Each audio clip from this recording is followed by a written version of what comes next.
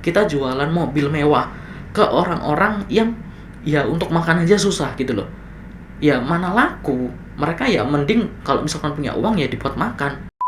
Kalau kalian datang ke Indomaret atau Alfamaret dan produknya itu cuma satu, nggak ada produk lain sama sekali, apakah kalian mau beli? Kan nggak. Kalian justru malah bingung loh, ini Indomaret atau Alfamaret atau apa? Kok kosong? Kok produknya cuma ada satu? Halo teman-teman, selamat datang di channel Mari Berkarya. Kali ini aku akan share 8 hal yang perlu kalian persiapkan sebelum kalian beriklan.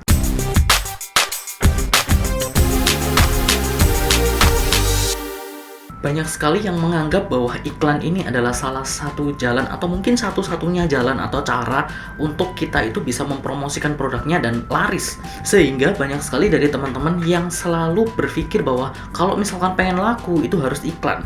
Kalau misalkan pengen jualannya itu banyak, harus iklan. Kalau omsetnya itu pengen gede, harus iklan.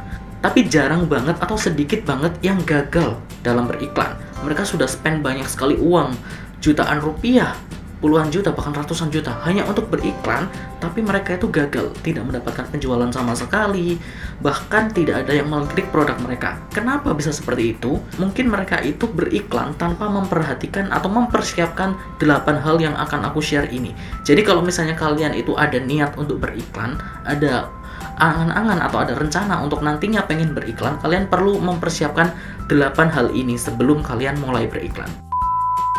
Yang pertama yaitu sudah pasti adalah produk. Tapi maksudnya di sini produk adalah produk apa yang akan kamu iklankan, bukan kamu jual. Oke?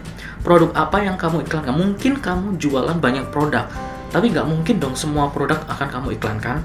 Karena kalian akan spend banyak sekali uang kalau misalnya kalian mengiklankan semua produk. Enggak, tapi pilih di antara produk-produk kalian itu mana produk yang mungkin atau kemungkinan besar itu customer bakal beli. Pilih satu produk yang unik atau yang baru atau yang beda dari toko lain. Kenapa seperti itu? Karena kalau misalkan kita beriklan itu sama saja kalau misalnya kita mempromosikan produk ke orang lain. Kalau misalnya orang lain itu ternyata menemukan produk yang sama dengan kompetitor atau di toko sebelah juga sama, mereka akan membandingkan, mereka akan mempertimbangkan, kenapa aku harus beli di kamu? Oke?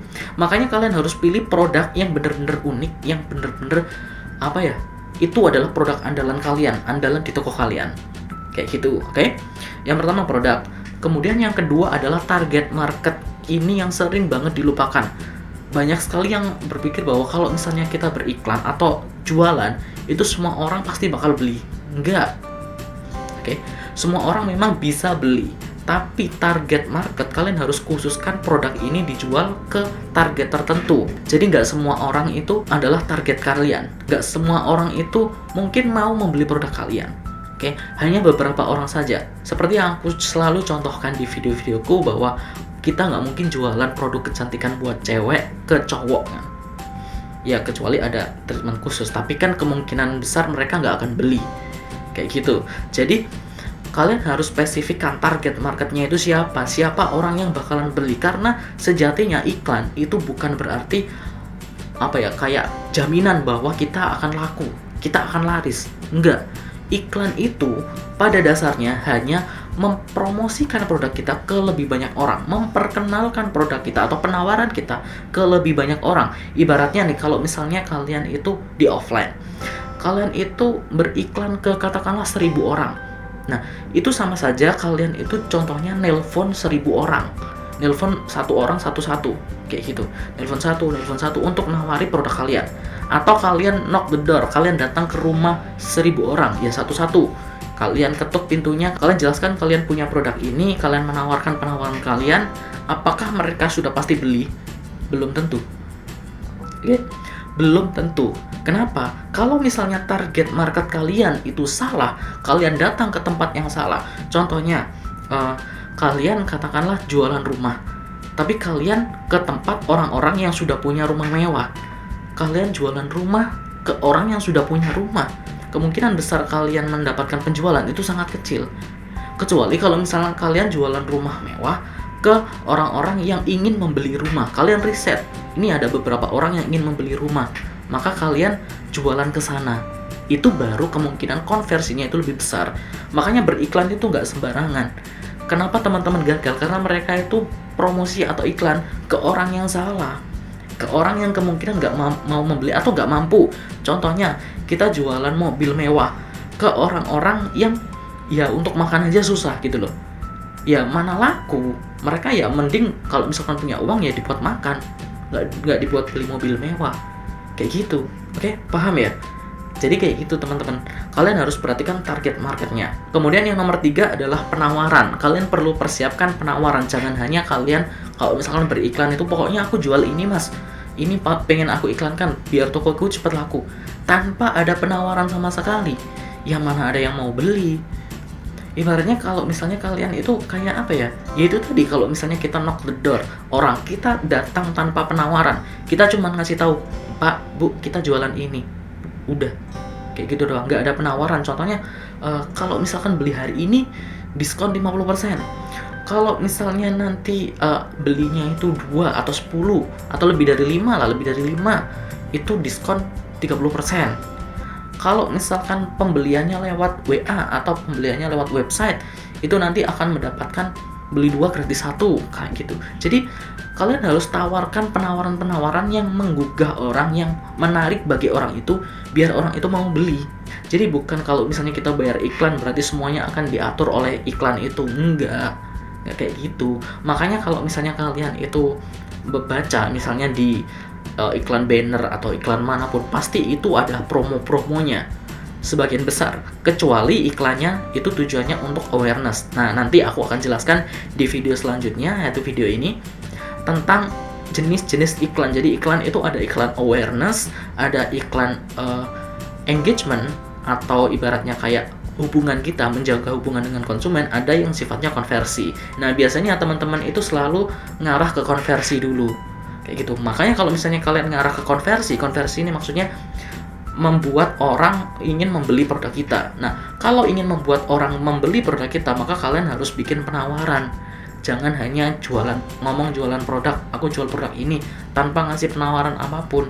Kemudian yang nomor 4 adalah desain penawaran. Nah, kalian harus desain penawarannya itu seperti apa. Nah, desain penawaran ini bisa dalam bentuk gambar dan juga dalam bentuk caption atau tulisan, dan juga nanti ada headline yang menarik. Misalnya kalian jualan sepatu. Nah, sepatu penawarannya adalah beli hari ini diskon 50%. Nah, di headline-nya kalian bisa kasih sepatu ini diskon 50% hanya hari ini. Katakanlah kayak gitu. Nah, di caption-nya atau di deskripsinya kalian jelasin diskonnya kayak gimana, peraturannya, syarat dan ketentuan, bahannya kayak gimana, dan kata-kata yang menarik. Contohnya misalnya, apakah kamu adalah orang yang suka olahraga? Apakah kamu sering merasa sakit kalau misalkan menggunakan sepatu ini? Nah, ini ada sepatu ini dengan bahan ini dengan fitur ini hanya untuk hari ini diskon 50% dan sebagainya. Oke, itu panjang kalau misalnya kita bahas soal caption. Tapi at least kalian ada desain penawarannya. Tidak hanya di headline sama di caption atau di deskripsi. Kalian juga harus desain di gambarnya. Gambarnya nanti kalian buat gede untuk promonya. Contohnya diskon 50%. Gede ini tuh diskon 50%. Oke? Terus kemudian nanti misalnya ada bintang kecil, terus tulisannya syarat dan ketentuan berlaku, katakanlah kayak itu, it's okay, nggak masalah. Tapi penawarannya yang membuat customer ingin beli itu besarkan di gambar itu. Kemudian yang nomor 5 adalah tampilan toko atau tampilan landing page. Oke? Tampilan toko atau tampilan landing page. Kalau misalnya memang tujuan kalian untuk beriklan itu adalah konversi, membuat orang ingin membeli, otomatis kalian harus set tampilan toko kalian atau landing page kalian sebagus mungkin. Kenapa? Karena di iklan itu nggak mungkin orang itu setelah melihat iklannya mereka langsung tinggal gitu aja. Kan nggak akan terjadi konversi. Pasti mereka harus mengklik entah itu ngarahnya ke landing page, entah itu ngarahnya ke toko kita yang ada di marketplace. Nah, kalau misalnya orang itu ibaratnya kalau misalkan di offline, kita itu pasang promo atau pasang banner di mana-mana biar orang datang ke toko kita kan. Saat orang datang ke toko kita, kalau melihat toko kita itu jelek, toko kita itu buruk, katakanlah nih, misalnya dia datang ke toko kita, produk yang dijual atau yang kita jual itu cuma satu. Atau gampangannya gini deh, kalau kalian datang ke Indomaret atau Alfamaret dan produknya itu cuma satu, nggak ada produk lain sama sekali, apakah kalian mau beli? Kan nggak. kalian justru malah bingung, loh ini Indomaret atau Alfamaret atau apa, kok kosong, kok produknya cuma ada satu. Nah, itu sama juga dengan toko kalian di marketplace. Kalau misalkan toko kalian di marketplace itu nggak ada bannernya, nggak ada logonya, nggak ada promonya, produknya cuma satu doang, yang mana orang yakin mau beli di kalian, ya kan? Atau landing page kalian, website kalian yang dijadikan halaman pembelian, itu nggak ada testimoninya, nggak ada detail tentang produknya, nggak ada detail garansinya, cuman satu produk terus kemudian penawaran ini silakan beli di chat atau via WA, katakanlah kayak gitu doang, yang mana orang mau beli gitu loh. Makanya kalian harus perbaiki tampilannya biar orang itu bisa action, bisa beli, bisa meyakinkan dirinya untuk membeli apapun. Nah, khusus untuk landing page ini aku juga sudah buatkan videonya apa-apa saja yang harus ada di landing page ini biar kalian itu bisa mengkonversi orang yang datang ke pembelian atau ke customer yang bisa jadi pembeli buat kalian. Aku sudah buatkan videonya, silahkan cek link di description box di bawah atau di video ini. Di situ kalian bisa belajar gimana cara bikin landing page yang baik, kolom-kolomnya itu apa saja, ada apa saja, biar semakin merangsang atau membuat orang itu semakin yakin untuk membeli. Kemudian yang nomor 6, seperti yang aku sudah bilang tadi, kalau misalnya iklan itu ada banyak jenisnya. Jadi kita harus set tujuan kita beriklan itu untuk apa. Misalnya kita itu apakah iklannya hanya untuk konversi? Kenapa ada beberapa jenis iklan? Kenapa ada awareness? Kenapa ada interaction atau engagement? Kenapa ada konversi? Kenapa seperti itu? Karena kalau misalnya orang itu ditodong untuk membeli secara langsung, kemungkinan besar mereka itu nggak akan mau. Oke? Apalagi di zaman sekarang. Di zaman sekarang itu banyak sekali pilihan produk. Kalau misalnya kita itu nodong orang, ibaratnya konversi, iklan kalau konversi itu kan nodong orang untuk membeli. Aku punya produk ini, penawarannya kayak gini, terus kemudian kamu harus beli, kayak gitu. Itu nodong. Oke? Kalau iklannya tujuannya itu untuk konversi. Kita harus melakukan pendekatan secara soft. Jangan hard selling. Kecuali kalau misalnya penawaran kita bagus, kecuali kalau misalkan memang produk kita itu unik, atau kita launching produk baru, atau launching toko baru, atau yang pasti ini bakalan banyak orang yang tertarik kayak gitu, itu nggak masalah. Tapi kalau misalnya produk kita itu biasa saja, terus kemudian kita itu hanya satu dari banyak sekali produk gitu di pasaran, dan nggak ada bedanya, uniknya itu nggak ada, ya kita harus satu langkah demi langkah. Jadi soft selling. Yang pertama yaitu kita bisa melakukan awareness. Jadi tujuan kita itu untuk menjangkau lebih banyak orang lagi. Gak beli gak apa-apa, at least orang itu kita itu jualan produk. Ada loh produk kayak gini. Orang itu terbersit di pikirannya bahwa ada loh produk kayak gini. Makanya biasanya kalian sering kan melihat iklan itu secara terus menerus. Dan itu biayanya lebih murah daripada kalian konversi. Kalau kalian konversi itu biayanya lebih mahal, teman-teman. Jadi kalau misalnya kalian baru, aku sarankan banget kalian tujuannya itu untuk jangkauan, untuk ibaratnya brand awareness dulu, kenalan dulu. Ada loh produk ini, ada loh produk yang kayak gini, kayak gitu. Itu dulu, baru kalian interaksi, baru kalian menjalin hubungan, baru kalian engage dengan customer kalian. Entah itu nanti tujuannya untuk like, untuk komentar, untuk share, biar orang itu nge-like dulu, biar orang itu komentar dulu, sehingga banyak engagement, banyak orang yang ngomongin gitu. Kemudian setelah banyak orang yang ngomongin, baru kita tujuannya ganti ke konversi, biar yang ngomongin itu jadi pembeli, kayak gitu. Jadi kalau misalnya kayak gitu prosesnya, itu mereka nggak akan sadar bahwa mereka itu sebenarnya ditarget untuk marketing. Oke, mereka nggak akan sadar itu karena itu soft banget. Daripada kalian langsung ke konversi, kalian langsung todong, ada produk ini, aku punya penawaran kayak gini, kalian harus beli, kayak gitu. Oke, makanya kalian harus tentukan tujuannya dulu. Kemudian yang nomor 7 adalah anggaran. Oke, anggaran iklan itu berbayar, bukan gratis. Oke, ya memang ada beberapa iklan yang gratis. Salah satunya di video ini. Di video itu aku sudah menjelaskan gimana caranya kita beriklan ke 2000 orang melalui email marketing, dan itu gratis. Tapi sebagian besar iklan itu berbayar, yang istilahnya ada awareness, kemudian ada engagement atau hubungan dengan customer, kemudian ada juga conversion atau konversi. Tentunya kita butuh anggaran. Anggaran ini kita harus pecah-pecah. Contohnya misalnya anggaran kita itu di awal, katakanlah untuk beriklan, pokoknya aku anggaran katakanlah 1 juta untuk iklan ini.